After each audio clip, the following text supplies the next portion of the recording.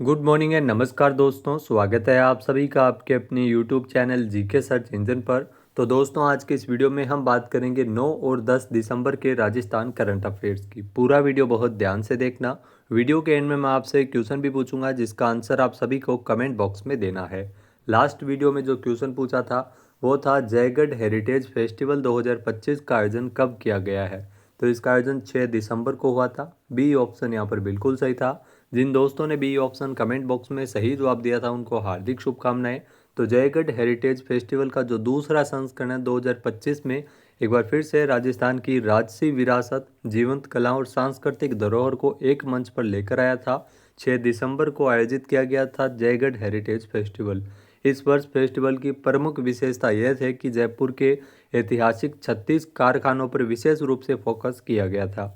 यह आयोजन सिर्फ 2 दिन तक सीमित नहीं था बल्कि साल भर कलाकारों और शिल्पकारों से जुड़ाव बना रहे। इसके लिए आयोजन के पार्टनर टीम वर्क आर्ट्स के 32 अंतर्राष्ट्रीय फेस्टिवल है जिसमें नए कलाकारों और जो क्राफ्ट वर्कर्स को जोड़ने का काम किया जा रहा है। तो 6 से लेकर 7 दिसंबर तक जयगढ़ हेरिटेज फेस्टिवल का आयोजन किया गया। तो चलिए शुरू करते हैं।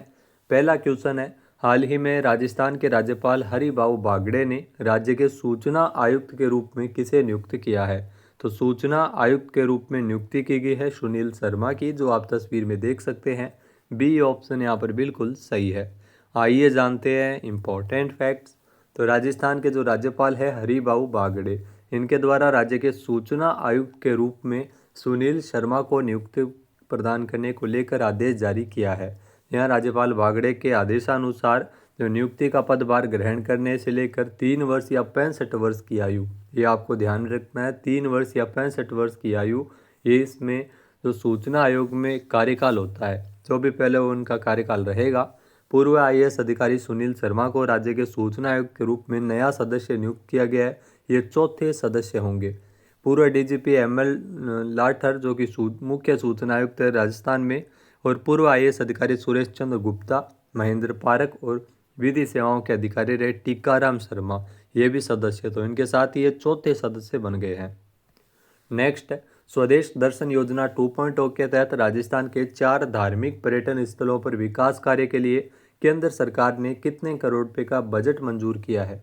यहाँ दोस्तों, भारत सरकार के द्वारा 180 करोड़ रुपए का बजट इसके लिए मंजूर किया गया है, यानी कि बी ऑप्शन यहाँ पर बिल्कुल सही है। आइए जानते हैं इम्पोर्टेंट फैक्ट्स। तो राजस्थान के 4 धार्मिक पर्यटन स्थलों पर विकास कार्य के लिए भारत सरकार ने 180 करोड़ रुपए का बजट मंजूर किया है। स्थायी पर्यटन स्थल विकसित करने को स्वदेश दर्शन योजना को जो स्वदेश दर्शन 2.0 नाम दिया है। जहाँ बूंदी में केशोराय पाटन में आध्यात्मिक अनुभव के लिए 21 करोड़ 65 लाख स्वीकृत किए गए, जबकि खाटू श्याम जी मंदिर के विकास कार्य के लिए 87 करोड़ 87 लाख। ये क्वेश्चन पीछे एग्जाम में पूछा भी गया था। बीकानेर में करणी माता मंदिर के विकास कार्य के लिए 22 करोड़ 58 लाख और भीलवाड़ा में मालाशेरी डूंगरी के विकास कार्य के लिए 48 करोड़ 43 लाख रुपए स्वीकृत किए गए हैं। नेक्स्ट है, राजस्थान मृत शरीर सम्मान अधिनियम के नियम बनाने और लागू करने वाला राजस्थान देश का कौन सा ऐसा राज्य है।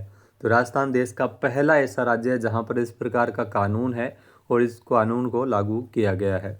बी ऑप्शन यहाँ पर बिल्कुल सही है। आइए जानते हैं इम्पोर्टेंट फैक्ट्स।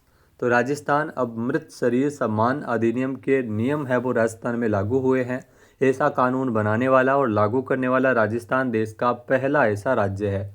यहाँ अगर बात करें तो इस जो एक्ट की, तो ये विधानसभा से 20 जुलाई 2023 को ये बिल पारित हुआ था। इसमें महत्वपूर्ण सजा के प्रावधान है, जिसमें शव को कब्जे में नहीं लिया तो 1 साल तक की सजा या जुर्माना या फिर दोनों। शव के साथ विरोध प्रदर्शन अगर किया जाए परिजन को 2 साल तक की सजा या जुर्माना। अन्य व्यक्ति के प्रदर्शन पर 6 माह से 5 साल की सजा या जुर्माना और गोपनीयता भंग करने पर 3 से 10 साल तक की सजा का भी इसमें प्रावधान किया गया है। अगला क्वेश्चन है, उदयपुर में पहली बार राजस्थान ट्रैवल ट्रेड फेयर आरटीटीएफ का आयोजन है वो कब किया जाएगा। तो उदयपुर में पहली बार इसका आयोजन है वो 2026 में, ध्यान रखना 9 से लेकर 11 जनवरी तक होगा, यानी कि सी ऑप्शन यहाँ पर बिल्कुल सही है। आइए जानते हैं इम्पोर्टेंट फैक्ट्स। तो उदयपुर में पहली बार राजस्थान ट्रैवल ट्रेड फेयर, जिसका आयोजन 9 से लेकर 11 जनवरी 2026 तक होगा। इससे पहले हर बार इसका आयोजन जयपुर में होता आ रहा है, लेकिन लेक सिटी उदयपुर को पहली बार Rajasthan travel trade fair RTTF की मेज़बानी मिली है। अगले साल 9 से 11 जनवरी तक चित्रकूट नगर बुवाना स्थित थर्ड स्पेस उदयपुर में इसका आयोजन किया जाएगा। RTTF से पर्यटन उद्योग और डेस्टिनेशन वेडिंग दोनों को नई ऊंचाइयां मिलेगी, क्योंकि इसमें देश भर से 700 से अधिक ट्रेवल्स एजेंट्स जुड़ेंगे, जिसमें करीब 60% एजेंट गुजरात से आने की उम्मीद है। इसका आयोजन स्थल 150 स्टॉल्स यहाँ पर लगाए जाएंगे। नेक्स्ट है, राजस्थान की सबसे बड़ी औद्योगिक टाउनशिप कहाँ स्थापित होगी? तो ये भी बहुत ही महत्वपूर्ण क्वेश्चन है। राजस्थान की सबसे बड़ी औद्योगिक टाउनशिप ये जोधपुर पाली टाउनशिप स्थापित की जाएगी। बी ऑप्शन यहाँ पर बिल्कुल सही है। आइए जानते हैं इम्पोर्टेंट फैक्ट्स। तो जोधपुर पाली इंडस्ट्रियल एरिया तो कि सबसे बड़ी औद्योगिक टाउनशिप स्थापित होगी। यहाँ जोधपुर पाली मारवाड़ इंडस्ट्रियल क्षेत्र 3600 हेक्टेयर क्षेत्र में विकसित किया जा रहा है। ये राजस्थान की सबसे बड़ी औद्योगिक टाउनशिप बनेगी। परियोजना विकसित करने हेतु Rajasthan industrial corridors development corporation limited का गठन किया गया, जिसमें रिको की 51% हिस्सेदारी है। नेक्स्ट है, जयपुर के सुशील कुमार मीणा ने दिल्ली में आयोजित छठी नेशनल पैरा शूटिंग चैंपियनशिप में कौन सा पदक जीता है? तो सुशील कुमार मीणा इन्होंने जीता है गोल्ड मेडल। ए ऑप्शन यहाँ पर बिल्कुल सही है। आइए जानते हैं इम्पोर्टेंट फैक्ट्स। तो जयपुर में सरकारी स्कूल के शिक्षक सुशील कुमार मीणा ने नई दिल्ली स्थित doctor Karni Singh shooting range में 5 दिसंबर को आयोजित की गई छठी नेशनल पैरा शूटिंग चैंपियनशिप इन्होंने शानदार प्रदर्शन करते हुए लगातार दूसरी बार है जब इन्होंने गोल्ड मेडल जीता है। यहाँ para trap standing lower limb SGL event में सुशील कुमार ने शानदार 86 स्कोर करते हुए स्वर्ण पदक अपने नाम किया था। नेक्स्ट क्वेश्चन है, राजस्थान में 10 दिसंबर को पहली बार प्रवासी राजस्थानी दिवस 2025 कहाँ आयोजित किया जाएगा? तो जयपुर में इसका आयोजन किया जाना ये तो सभी को पता है, लेकिन जयपुर में JCC जयपुर में इसका आयोजन है वो किया जाएगा, Jaipur exhibition and convention centre, जहाँ पर 10 दिसंबर को आज यानी प्रवासी राजस्थानी दिवस की शुरुआत होने जा रही है। ए ऑप्शन यहाँ पर बिल्कुल सही है। आइए जानते हैं इम्पोर्टेंट फैक्ट्स। तो राजस्थान में 10 दिसंबर को JCC यानी Jaipur exhibition and convention centre में पहली बार प्रवासी राजस्थानी दिवस 2025 समारोह आयोजित किया जाएगा।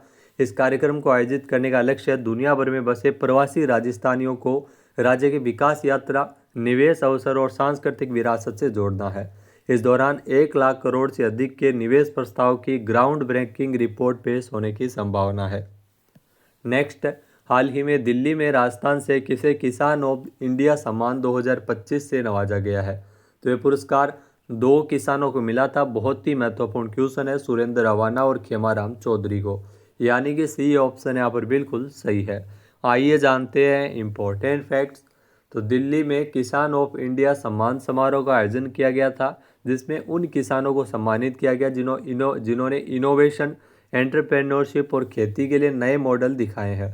इस साल ऑर्गेनिक खेती, स्टार्टअप, डेयरी प्रोटेक्टेड खेती, फूड प्रोसेसिंग, फिशरीज और नई टेक्नोलॉजी की 7 अलग अलग कैटेगरी में चुने गए किसानों को सम्मानित किया गया, जिसमें डेयरी फार्मिंग के लिए सुरेंद्र अवाना इनका नाम है। डेयरी फार्मिंग के लिए इनको चुना गया है और ये राजस्थान से सेक्स सॉर्टेड सीमन टेक्नोलॉजी का इस्तेमाल करके 400 से अधिक इन्होंने बछड़े पैदा किए हैं टेक्नोलॉजी के माध्यम से। और प्रोटेक्टेड खेती के लिए खेमाराम चौधरी को चुना है। ये भी राजस्थान के रहने वाले हैं खेमाराम चौधरी। इन्होंने इजराइल जाने के बाद पॉली हाउस और हाइड्रोपोनिक खेती शुरू की थी। नेक्स्ट है, भारत सरकार ने sintered rare earth permanent magnets के निर्माण को बढ़ावा देने के लिए योजना को मंजूरी प्रदान की है। योजना का कुल बजट कितना है? तो 7,280 करोड़ रुपए है वो इस योजना का टोटल बजट है, यानी कि डी ऑप्शन यहाँ पर बिल्कुल सही है। आइए जानते हैं इम्पोर्टेंट फैक्ट्स। तो कैबिनेट ने sintered rare earth permanent magnets के निर्माण को बढ़ावा देने के लिए योजना को मंजूरी प्रदान की है। योजना का कुल बजट 7280 करोड़ रुपए है। भारत सरकार की ये पहली पहल है जिसका लक्ष्य REPM इकोसिस्टम को विकसित करना और आत्मनिर्भरता को बढ़ावा देना है। जहाँ REPM यानी रेयर अर्थ परमानेंट मैग्नेट्स और भारत को वैश्विक जो रेयर अर्थ परमानेंट मैग्नेट्स बाजार में महत्वपूर्ण स्थान दिलाना है।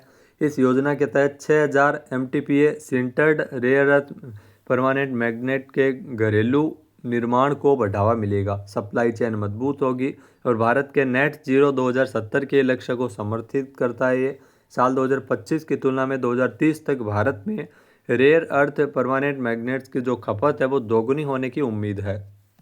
नेक्स्ट है भारत और श्रीलंका की जो संयुक्त मेज़बानी में खेले जाने वाली T20 वर्ल्ड कप 2026 का ब्रांड एम्बेसडर किसे नियुक्त किया गया है। तो T20 वर्ल्ड कप 2026 जो कि अगले साल आयोजित होगा, इसका ब्रांड एम्बेसडर नियुक्त किया गया रोहित शर्मा को, यानी कि ए ऑप्शन यहाँ पर बिल्कुल सही है।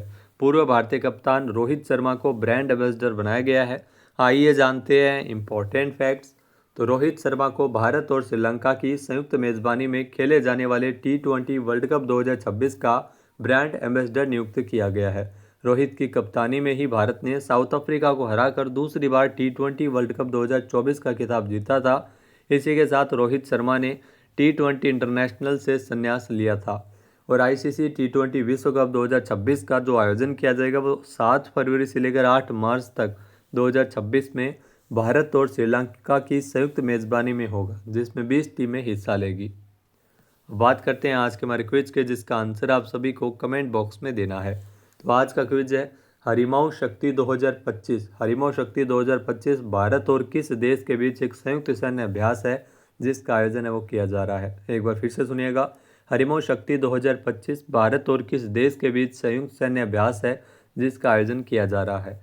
सही आंसर आपको कमेंट बॉक्स में देना है और अगर ये वीडियो आपको पसंद आए तो इसे आप लाइक और शेयर करना बिल्कुल ना भूलिएगा। चैनल पे नए जुड़े हो, सब्सक्राइब नहीं किया है तो भी सब्सक्राइब बटन पर क्लिक करें। इस वीडियो की जो PDF फाइल है वो आप वीडियो के डिस्क्रिप्शन बॉक्स से डाउनलोड कर सकते हैं।